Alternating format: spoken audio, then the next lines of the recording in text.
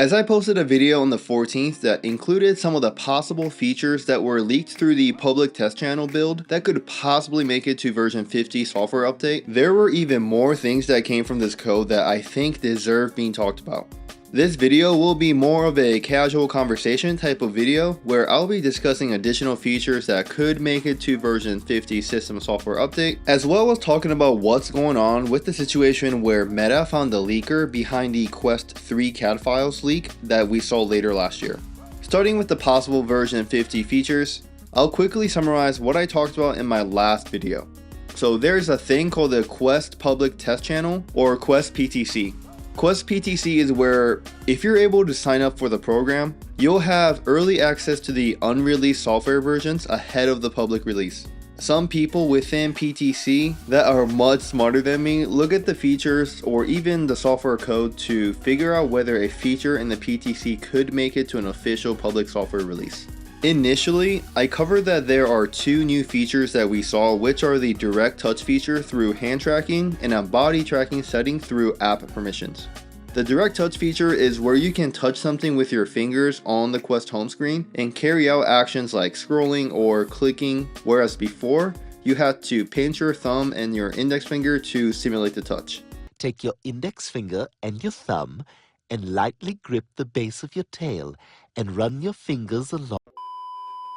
This feature looked well polished, at least in the video that I saw, whereas the body tracking setting in the app permission possibly hints at a standalone body tracking feature on Quest headsets.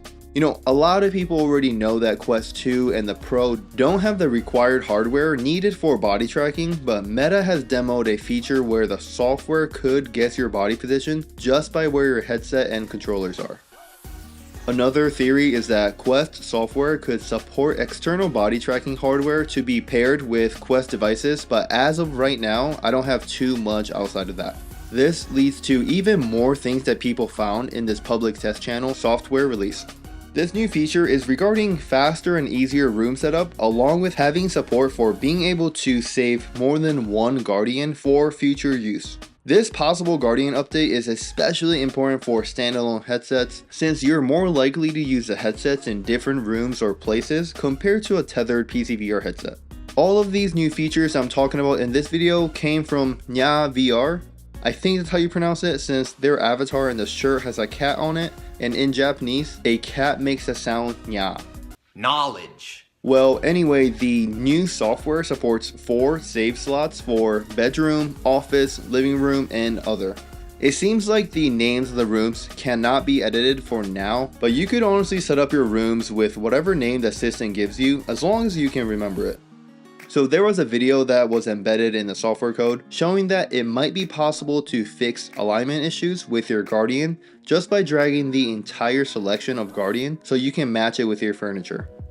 You know, in the future, we need to get to a place where you set up your Guardian and have the room scanned automatically, and the player at that point could edit the Guardian as they see fit, but we're not quite there yet.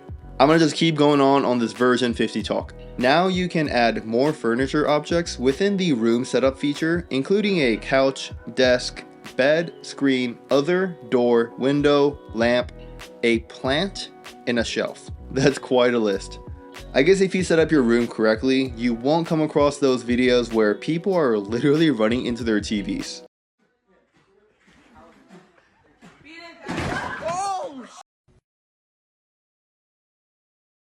I don't get it. So this was a lot, but Meta might make this update a big update since it's version 50. Alright, let's shift gears to the story behind the Quest 3 leaker.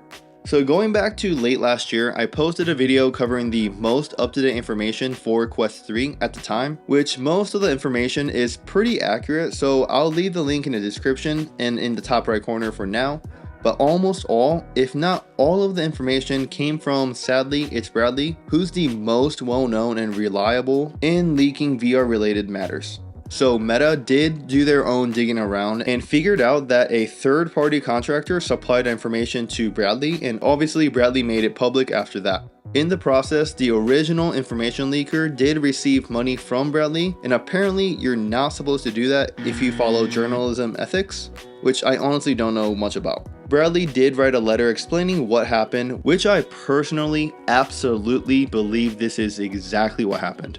He said that the leaker approached Bradley with an information leak package ready to go, and after he shared the information, he did ask Bradley for a little bit of money. We don't know how much, and Bradley felt that it was okay to give him money to get compensated for what he leaked.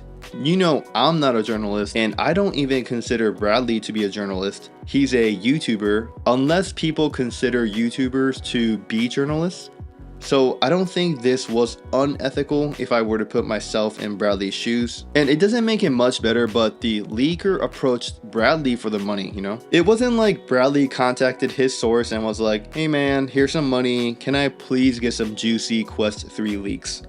Going over the rest of Bradley's letter, he was very professional and didn't blame anyone but himself for not knowing the ethical journalism practice, and I definitely respect him for how he handled this situation. At the end of the day, Bradley, at least to me, feels like a guy that just loves VR and wants to give the public as much information as he can.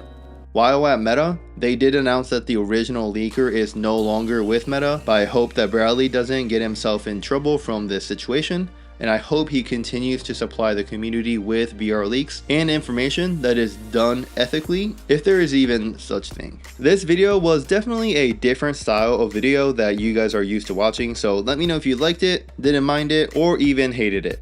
Also, I would love to hear your thoughts on version 50 or the MetaQuest 3 leak, so I'll be excited to hear what you have to say in the comments below.